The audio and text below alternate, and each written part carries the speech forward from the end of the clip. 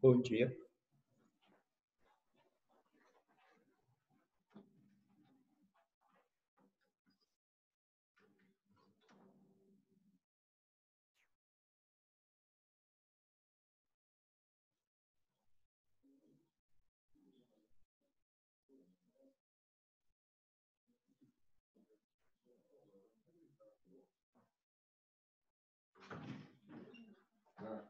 Fecha a porta.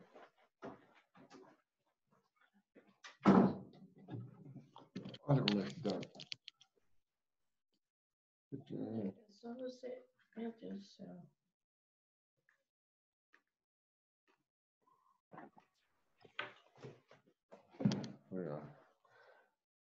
Bom dia. O problema, não conectou Bom o dia. computador, vou ter que me virar com o celular. Quem está falando é o Rodrigo? Ô, Rodrigo, tá me ouvindo, cara? Te ouvindo. Tá me ouvindo bem ou tá travando? Tá bom. Tá bom? Tá bom. É o último encontro nosso, né, bicho? É. Eu não estou aparecendo, Rodrigo. Será que o pessoal da sala lá, que está lá, será que tem alguém que tá me vendo? O pessoal da sala, eu não tô conseguindo ver aqui se eles entraram ainda não. Eu acho que não entrou. Mas será que eu disponibilizei para entrar? Porque eu tenho que ir lá Qualquer naquele... pessoa pode. Hã? Como assim? Eu acho que eu tenho que ir lá naquele security e pôr share screen, né? Já está compartilhando. Tá compartilhando? Ah, olha lá, alguém escreveu. Como é que faz isso? Quem é que fez É uma isso? ferramenta que tem do Zoom. Oh, a letra tá horrível, mas ficou legal. Obrigado. Foi você? Tá bom.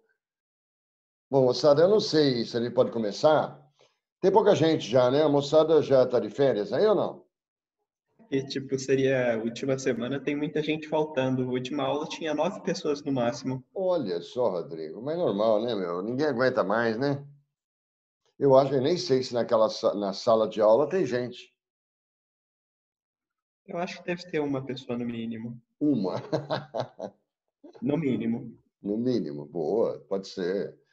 E aí, a gente começa?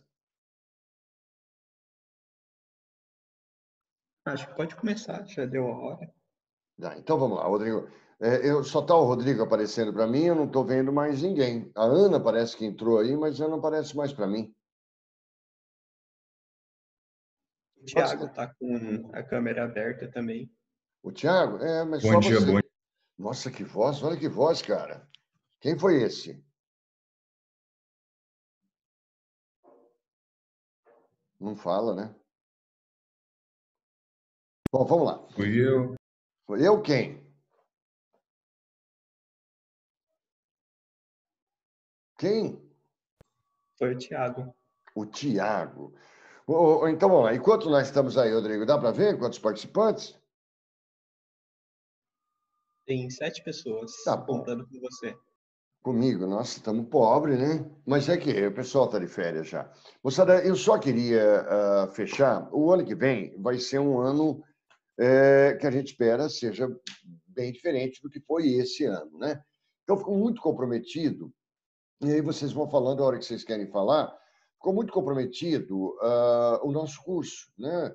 Até a gente conseguir se ajeitar com as aulas remotas, eu tive uma grande dificuldade, mas a gente tentou falar de tudo um pouco que estava no programa do ano, né? Eu sei que o segundo ano é um ano muito complicado, porque você vai rir de mim, né? Mas é aquele ano que está entre o primeiro e o terceiro, né? Lógico. Aí você poderia falar assim, pô, Aguinaldo, mas o que tem isso a ver? O primeiro ano é aquele ano que você está assustado, né? O que vai acontecer? O terceiro ano, você está preocupado com o vestibular. E o segundo ano, na verdade, você não está preocupado com muita coisa, porque você já perdeu o susto do primeiro e não tem que fazer a obrigação do vestibular do terceiro, né? Então, vamos fazer o seguinte, vamos eu vou fazer vou passar para você uma noção. Eu não sei se vocês vão fazer Enem, se vocês vão ser treineiros da UEL. E eu queria só deixar para vocês, no último encontro nosso, uma ideia de que a sociologia que nós trabalhamos, ela não anda sozinha, né? A sociologia não é uma ciência isolada. Principalmente para o terceiro ano, do ano que vem, que você vai fazer vestibular, você vai perceber que a gente segue uma escola chamada Escola dos Análises, que é uma escola francesa, que prega, basicamente, a ideia da interdisciplinaridade. Então, a sociologia, ela anda junto com a história do Brasil, anda junto com a história geral, anda junto com a geografia, anda junto com a economia. Em outras palavras, né? A antropologia, ela não anda sozinha. Por isso que eu queria falar um pouquinho hoje, para fechar os nossos trabalhos, um pouquinho dessa soma das ciências, né? Às vezes você olha a sociologia e fala assim, por que eu tenho que estudar a sociologia? Né?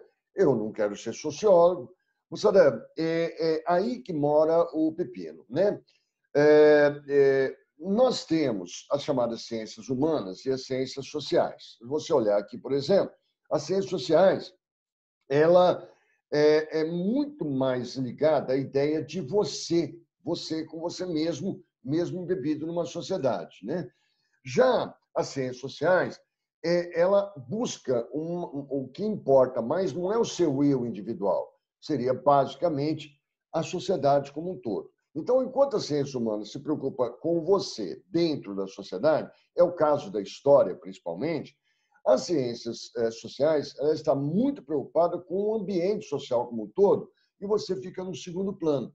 Então, mesmo as ciências humanas e as ciências sociais, elas são fundamentais e elas andam juntas. Eu vou fazer aqui um exercício, até para você imaginar qual a importância das ciências sociais e das ciências humanas, principalmente da sociologia.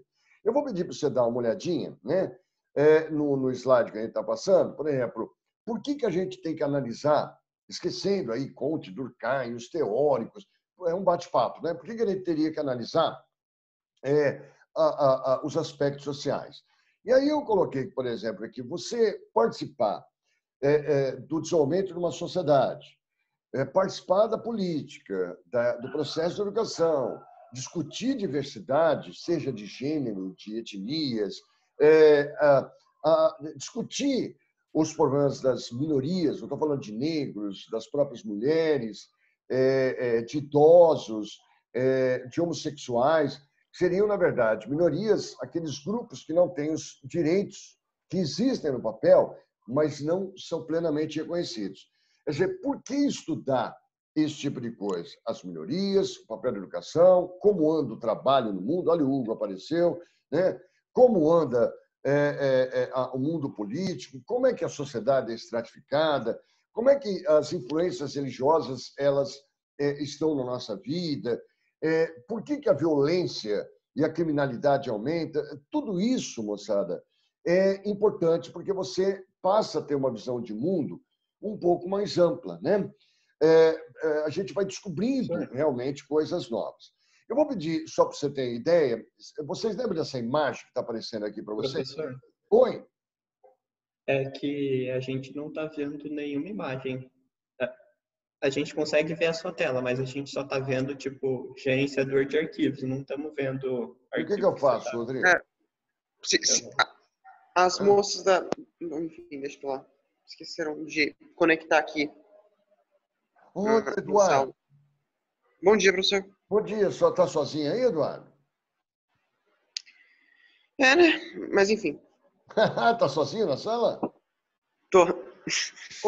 Agora, Eduardo, aparece imagem? Não é muito engraçado, mas tudo bem. Tadinho. Mas aparece uma imagem aí para você? Não, por causa que as moças completamente esqueceram de ligar, conectar o celular. Oi, Gabi, finalmente chegou. Finalmente ela chegou aqui para conectar. Ô, Rodrigo, e o Rodrigo, tá vendo? Não, não dá para ver. E o que eu faço? Tá, ela tá conectando agora. Ela tá conectando agora. Espera um pouco. O que você está vendo? Professor? O que você está vendo na sua tela? Eu estou vendo, por exemplo, uma imagem da barragem do Fundão, lá de Mariana. Talvez você está compartilhando tela só do... deixa eu pensar. Talvez você está compartilhando tela só do seu gerenciador de arquivos, não está compartilhando a tela inteira. E como é que eu Não sei. faço?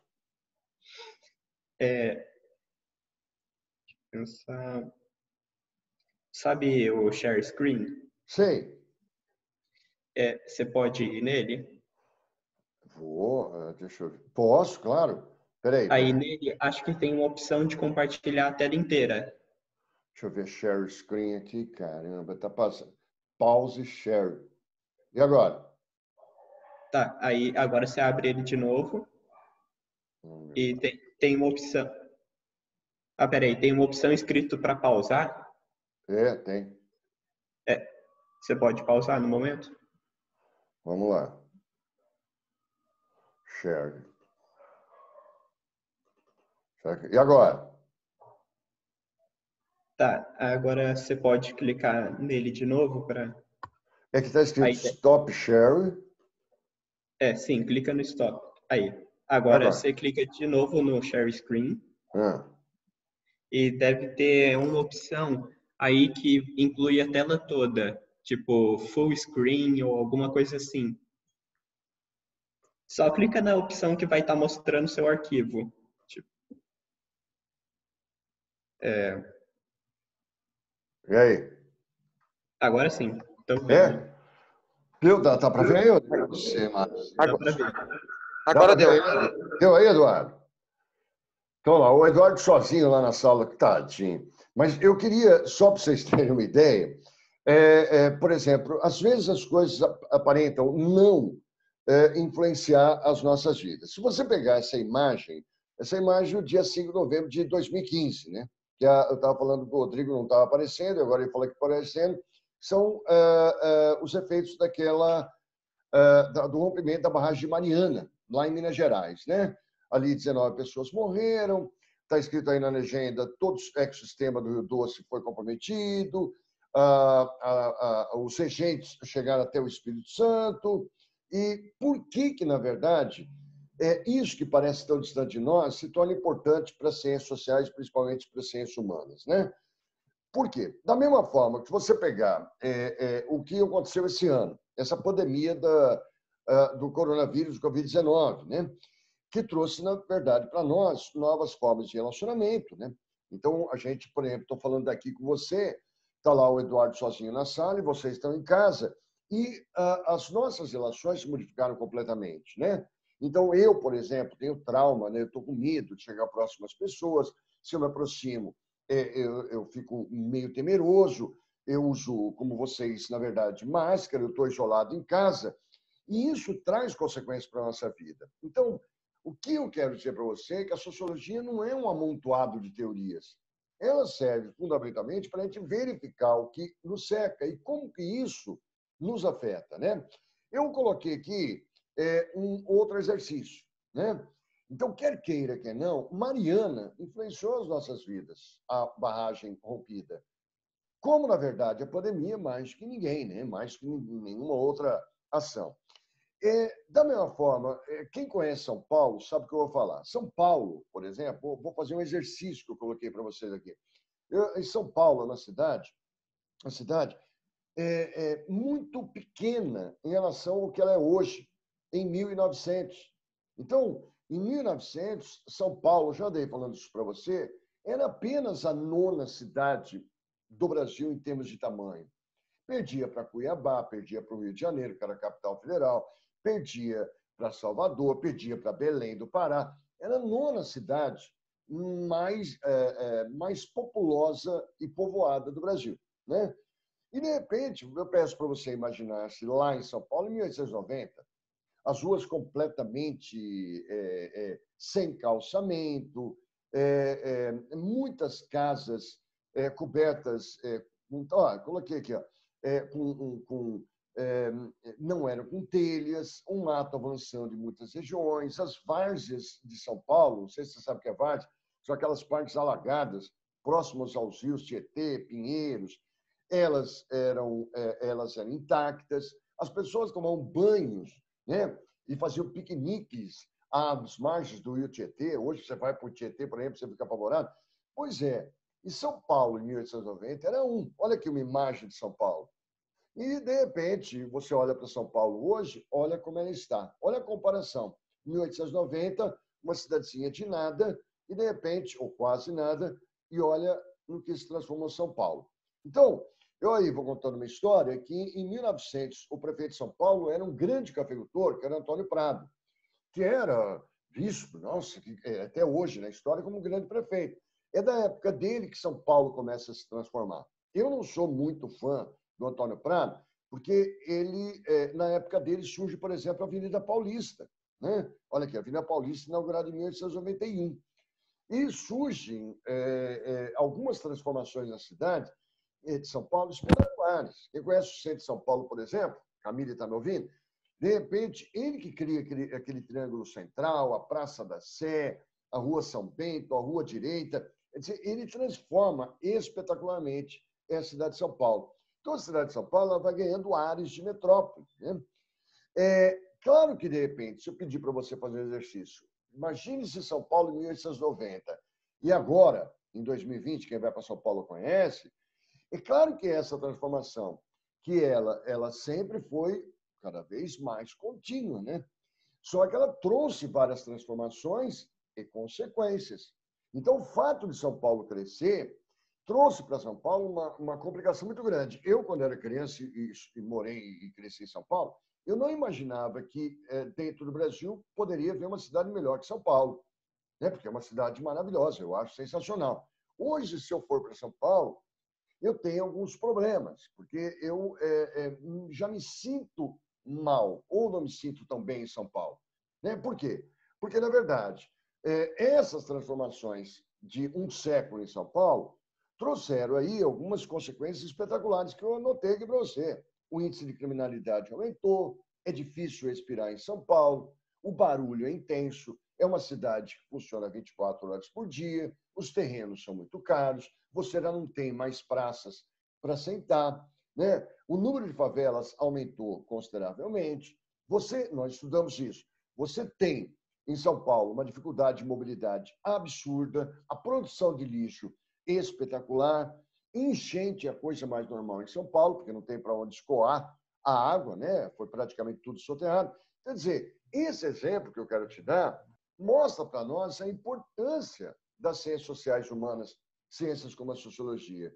Se nós não fizermos um exercício de como era e como se transformou, a gente não vai conseguir entender os conflitos que a cidade viveu ao longo desse tempo. E isso faz com que a gente não se entenda enquanto pessoa. E não nos entendendo como pessoa, fica um pouco mais difícil para a gente viver com a gente mesmo em cidades como São Paulo. Então, se eu entender a evolução natural das transformações, eu, na verdade, vou conseguir entender alguns sentimentos, alguns posicionamentos, algumas conjunturas, eu vou me compreender um pouco mais, como eu vou compreender muito mais os outros. E, por isso, na verdade, talvez eu viva um pouquinho melhor. Então, a sociologia não é esse amontoado de teoria, é, na verdade, uma ciência, assim como a história, a geografia, a antropologia, mas principalmente a sociologia, que nos faz entender. É a mesma coisa. Não precisa ir para São Paulo. Estão me ouvindo aí, né? Rodrigo, estão me ouvindo? Vocês estão me ouvindo? Então, né? É a mesma coisa. Londrina, por exemplo. Em 1934 surgiu essa cidade. Poxa vida, 34 é muito nova essa cidade. Agora ela passou por transformações tão grandes e graves, que de repente foi muito mais abrupta até que São Paulo. Se eu conseguir entender a evolução, a história dessa cidade, eu talvez consiga me situar melhor dentro dela. E compreendendo essas transformações, eu talvez consiga viver mais tranquilamente. Né? A dimensão das ciências sociais, né? A importância que eu estava falando para você, ela é total. Né? Por exemplo, eu coloquei aqui, ó, quando você consegue acompanhar o desenvolvimento de cidades como São Paulo, das modificações, você começa a perceber que a realidade das transformações de São Paulo te afetam completamente. Como as transformações de Londrina, onde você vive, te afetam completamente. Né? Quer dizer, você vai se entender um pouco mais como pessoa. Né? Não cabe, eu coloquei aqui, ó, para a sociologia, por exemplo, consertar o mundo. Não, não, não, não. Não, mas a partir do momento que você consegue entender a evolução das coisas, você começa a ter uma consciência coletiva a respeito dos problemas. E a sociologia, eu coloquei aqui, ó, ela pede que você estranhe as coisas. Então, o que a sociologia nos pede? Eu não sei se vocês já ouviram falar de um rapaz chamado, eu coloquei um trechinho dele aqui, Charles White Mills. Ele fala isso. Estranhar é espantar-se, surpreender-se. Aqui, ó. Mas, na verdade, eu não posso estranhar e achar natural.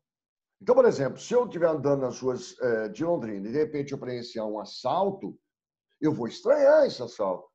Mas eu não posso, na verdade, só estranhar. Eu tenho que, desculpa, tentar entender e me incomodar para tentar entender o fenômeno. Por que, na verdade, esse assalto ocorre? Eu não vou mudar nada, mas talvez eu compreenda melhor o mundo em que eu estou vivendo. E assim, a gente consegue, talvez, nos compreender pessoalmente. Então, a sociologia é uma coisa muito linda. Eu coloquei um outro exercício, né? Aqui, se você quiser dar uma olhadinha depois, eu coloquei lá no material para você. Por exemplo, ocorre uma enchente, né? Puxa, em São Paulo é que mais tem enchente. Se eu conseguir fazer um estudo a respeito das transformações ao longo do tempo de São Paulo, eu vou entender por que ocorre enchente. E talvez, por mais que ela me afete, eu vou conseguir até apresentar algumas propostas que possam melhorar uma situação, né? Aqui está a imaginação sociológica do Charles White Mills, que ele morreu já, é um estadunidense. Ele pede para que você estranhe, mas não naturalize os fenômenos, como, por exemplo, o assalto, a enchente, etc.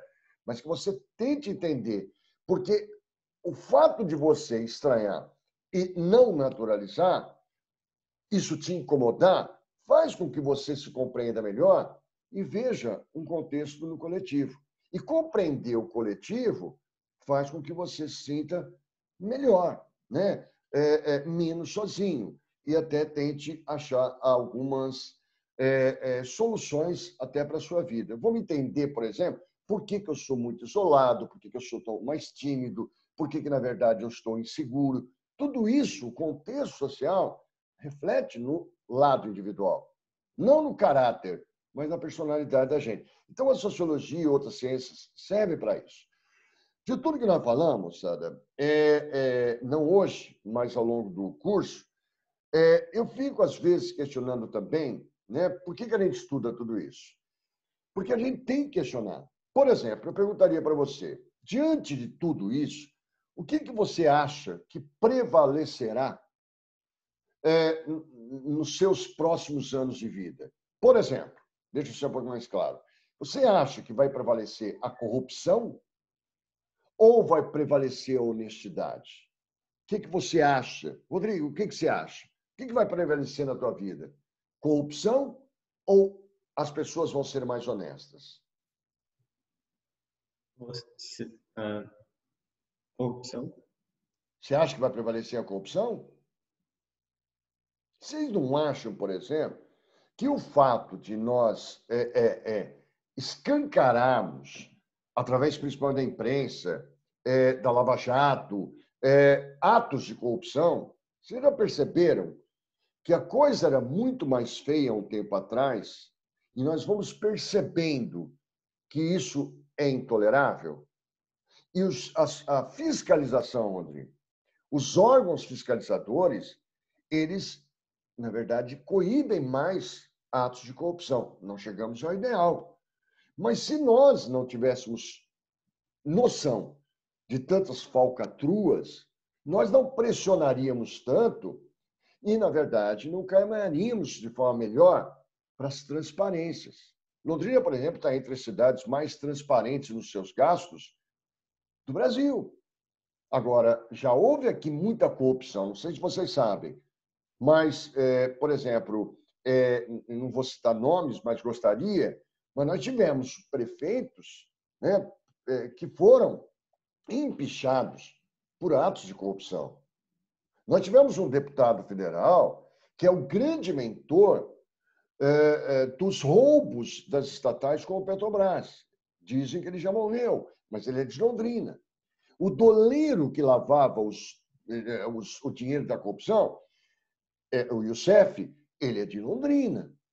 Quer dizer, se nós não tivéssemos acompanhado, divulgado e feito, alguns fizeram verdadeiros escândalos, nós não teríamos uma cidade mais transparente hoje.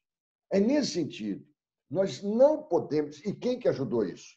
As ciências sociais, que vão esclarecendo, que vão pressionando e vão, na verdade, trazendo uma situação um pouquinho melhor. Já foi muito pior, né? Você viu o resultado dessas últimas eleições, por exemplo?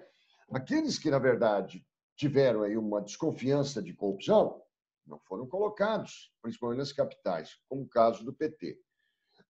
Vamos lá. Eu não sei, Rodrigo. Eu acredito que venha a prevalecer a honestidade. Vai depender muito de vocês. Vocês não estão tolerando mais nenhum tipo de desvio. Outra coisa, o que prevalecerá? A globalização capitalista ou o regionalismo? Ou seja, é uma pergunta que eu estou te fazendo. Será que a gente vai ver um mundo tão amplo e tão globalizado assim? Ou nós vamos nos voltar mais para o regional? Ontem eu estava assistindo, por exemplo, lá já tinha assistido esse filme, eu estava assistindo o Bacurau, não sei se alguém assistiu. Alguém chegou a assistir? A Globo, por surpresa para mim, passou. Alguém viu? O Eduardo está falando que assistiu. Sensacional, Eduardo. Você vê. De repente, é uma comunidade que fala assim, eu vou me voltar mais para o regional, para a minha comunidade, porque eu não alcanço o global. O global, na verdade, está muito distante de mim. Ele não consegue, o global, me fazer sentir pertencer a alguma localidade.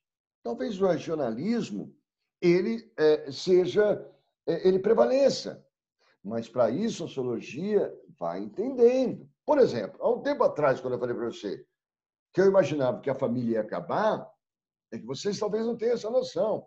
Hoje, vocês estão se apegando muito mais àquilo que te dá certeza, que é a família, mas já não era assim. Eu falei que um tempo atrás o sonho de qualquer adolescente, como eu, era sair de casa. Hoje você quer ficar em casa. Por que essas transformações? Criminalidade, insegurança, a sua adolescência está ficando cada vez maior. Ou seja, mais tempo, a juventude está vindo um pouco depois, porque você está mais tempo com os seus pais, porque os seus pais te querem perto pela insegurança e você também, até pelo comodismo. Será que vai prevalecer a ideia de pobreza no mundo ou da abundância? Sei, né? Será que a pobreza persistirá? Ou será que nós, estudando sociologia, não poderemos pressionar para que haja uma melhor distribuição de renda? São perguntas que a gente tem que fazer. Quer ver uma outra pergunta? Para que serve o Estado? O Eduardo falou que assistiu Bacurau ontem. Não sei se quem não assistiu, para mim, um grande filme. Pô, a moçada lá de Bacurau começou a perceber que eu não posso depender de prefeito, não posso depender de Estado, eu tenho que me virar por mim mesmo. Será que o Estado não está sendo esvaziado? E nós estamos percebendo que talvez não haja uma grande necessidade dele? A sociologia, ela vai estudando a evolução e vai fazendo com que a gente perceba algumas modificações. Por exemplo, os nacionalismos. Não sei se vocês repararam, aquele nacionalismo da Primeira Guerra Mundial, da Segunda Guerra Mundial, hoje não é mais exacerbado. Então, nós percebemos que nós não somos mais tão nacionalismos que nos levaram a tantas guerras, porque nós fomos entendendo algumas transformações e ao que o nacionalismo extremado nos levou. Hoje nós vivemos um pouco mais em paz, né? Nós estamos hoje, por exemplo, valorizando menos a ideia do trabalho. Menos, principalmente vocês. Antes você falava trabalho, trabalho, trabalho, trabalho. Hoje, outros valores estão surgindo. Isso é espetacular. Agora, como é que a gente entende isso? Meu Deus do céu, faltam 10 minutos. Essas ciências sociais que vão ensinando. Por exemplo, o individualismo, ele prevalecerá ou a solidariedade? Me parece que nós estamos percebendo que a solidariedade nos faz bem. E estudos vão nos mostrando isso. Né? É a mesma coisa, vai prevalecer a xenofobia, a aversão, o racismo ou a compreensão? Eu vejo dia a dia. Aquele caso que aconteceu, por exemplo, lá no Carrefour, e que aconteceu lá nos Estados Unidos, já acontece diariamente no Brasil, em outros setores que a gente fica sabendo, isso vai escancarando a intolerância, a xenofobia, a aversão ao racismo, ou à prática de xenofobia como racismo. Então, a gente não vai percebendo dentro de nós, mas a sociologia nos aponta que as coisas vão se transformando e vão permitindo a todos nós identificarmos essas transformações e consolidarmos. Moçada, eu sei que talvez seja um pouquinho chato, porque é o último dia, né? E eu vou aproveitar aqui para falar que, além da sociologia, da história, geografia, e eu estou fazendo uma campanha, serem fundamentais no mundo cada vez mais competitivo, o ano que vem você vai ter um momento muito importante da sua vida, que vai ser vestibular. Mas eu acho muito cedo se pensar em vestibular, mas você vai ter que encarar isso. Eu não sei como é que vai ser, se eu vou estar com você, eu não sei, mas alguém lembra de uma Copa do Mundo em que um jogador chamado Zidane, da França, a França e a Itália jogavam a final da Copa, e o Zidane já tinha sido colocado como o grande jogador de futebol do mundo, o melhor jogador da Copa, e faltando poucos minutos, alguém lembra que ele largou tudo e deu uma cabeçada num zagueiro italiano? Ele abaixou a cabeça e foi para cima do estômago do zagueiro italiano, que era o Marco Materazzi. Alguém lembra dessa cena? Lembra, João? Eu já ouvi falar. Foi horrível, cara. Final, Thiago, da Copa do Mundo. Zidane, coroado melhor jogador. A França perdeu a Copa. A Itália não era tão boa quanto a França do Zidane. O Zidane, coroado, melhor jogador do mundo, escolhido, craque daquela Copa. Faltando menos de, não, acho que uns 6 minutos para acabar.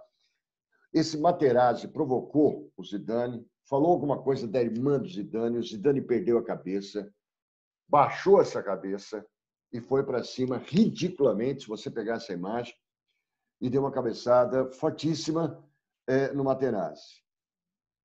Moçada, o que fez o Zidane? Ele se auto-sabotou. Você, mesmo sendo jovem, tem uma história de autossabotagem. Todos nós temos uma história de autossabotagem. Não sei se ainda já teve, mas um relacionamento amoroso, né? A pessoa fala assim, eu não vou ficar mais com ele ou com ela, principalmente ela, fala assim, eu não vou ficar mais com ele, mas fica. Ela está sabotando. As pessoas, por exemplo, um homem ou uma mulher, procura um parceiro, se for hétero, e de repente fala assim, olha, eu nunca mais vou ficar com esse tipo de homem, eu nunca mais vou ficar com esse tipo de mulher, mas de repente está ficando. Outro dia, eu estava conversando com uma menina, e de repente falei assim, eu não sei por que, uma mulher, ela separada, e ela falou assim, mas eu não sei por que eu só atraio homem que já é casado e que me quer como amante. Eu falei, até que, de repente, disse ela, eu fui jantar com um rapaz e no dia seguinte ele não tinha aliança e eu descobri que ele era casado. Aí eu até falei para ela assim, você olhou nas mãos, mas você não viu uma marquinha de que a aliança foi tirada porque a pele mais clara? Não! Ela sabota, ela não presta atenção, né? Você fala muitas vezes, eu não vou magoar mais meu pai e minha mãe. Você vai lá e magoa de novo. Prometi fazer regime, mas se boicota. Eu prometi que eu ia estudar, mas não estuda. Eu prometi que eu não ia beber mais nada errado, mas bebe, né? Então, pergunte a você, para o ano que vem, que você vai começar. Quais as atitudes e circunstâncias repetitivas, né, que te prejudicam? O que você faz que te faz mal? Como que eu posso eliminar meus daninhos? É um conselho, nos últimos tempos que eu estou passando com você nesse ano. É engraçado, porque a gente tem o costume de repetir tudo, né? Você pode reparar, nós cozinhamos, quem gosta de cozinhar, com o papai e a mamãe, nós vamos à mesma igreja. Se de repente chegarem para você e falar assim, ó, vamos fazer uma viagem de férias, você vai querer ir para o mesmo lugar que você era quando criança, fazer uma mesma viagem. Fazemos, às vezes, com os mesmos pais. Eu estou com a camisa do Corinthians. Eu faço como meu pai fazia, torço para o Corinthians, porque ele torce. Né? E, às vezes, onde eu quero chegar? A gente, para não para sentir amado, principalmente pelos pais, pelos responsáveis, a gente faz, às vezes, o mesmo curso que eles fizeram. E, às vezes, você faz, além do mesmo curso, você, na verdade, mesmo não gostando, você fala, eu vou fazer porque eles já fizeram e eu também vou agradá-los. Moçada, livre-se dos medos. Para o ano que vem, moçada, se essa conversa vir, libere os medos, encara o que é você. Um dia eu perguntei para vocês, quando estávamos em aulas presenciais, qual era a pessoa mais importante para você. Não sei, mas o Tiago. Eu sei que a pessoa mais importante é o Tiago para ele mesmo. Rodrigo para ele mesmo. O Eduardo para ele mesmo. A Ana. A pessoa mais importante para a Ana é a Ana. Você é a pessoa mais importante do mundo. Então, você tem que encarar de frente o que você é. Reconhecer o que nos faz bem. Reconhecer o que nos faz mal. Libertar-se das expectativas que fazem sobre nós. Você é o cara, ou a cara, né? Acabar com essa sabotagemzinha sobre você. Para alguns, realizar desejos traz infelicidade. Eu, quando era criança, por exemplo, se de repente eu ia lá num parque, depois ia no jogo de futebol, chegava à noite, depois de tanta tarefa, eu falava em casa, falei assim, e agora? Eu quero mais. De repente, você tem medo de ser feliz. Fala assim, meu Deus do céu, uma coisa deu tão certo hoje, meu Deus, até estou com medo de fazer mais alguma coisa hoje, porque estava tão legal. Moçada, você tem todo o direito de brilhar. Por isso, eu vou fechar com vocês, está acabando meu tempo, eu só queria deixar uma mensagem para você para esse terceiro ano. Entenda a sociologia, as ciências sociais, não como um peso para você. A veja com prazer. Ela nos faz entender muitos dos nossos conflitos internos. Quando eu analiso o coletivo, eu, na verdade, me entendo como pessoa. É o caso, por exemplo, da filosofia. Eu não estou fazendo isso para fazer vestibular. Nunca deixe a peteca cair. Seja resiliente. Não se acostume com o sucesso. Fazer sucesso, eu disse para você, é perigoso. Porque o dia que você não fizer, o teu mundo cai. Nós temos que ter frustrações. Frustrações são fundamentais. Eu aprendi muito mais com os meus fracassos do que com os meus sucessos. Hoje o cara não está conseguindo enfrentar fracasso. De repente, se alguma coisa não dá certo, ele quer se matar. Ele desiste fácil. É resiliência. Então, moçada, eu vou me despedir falando assim. Pense nesse ano que está entrando. É um ano muito importante para você. Se você vai passar no vestibular, não vai passar, não há problema, tudo acontece na hora certa. Porém, tente se entender e perceber que você é importante, que é o teu trabalho. Não se boicote. Prometa a você o que você vai fazer, sim, e cumpra. Procure um curso que lhe satisfaça e não satisfaça a outra pessoa. Porque essa pessoa, a sua vida, ela vai ser mais longa, provavelmente, que a dos seus pais. Tudo com muito bom humor. Aceite os erros, os fracassos, com muita criatividade. Bom, moçada, eu espero que, mesmo sendo uma moto, a coisa tenha funcionado mais ou menos bem. Eu ganhei um grande carinho por vocês. nesse tempo todo. Então, ó, um beijo,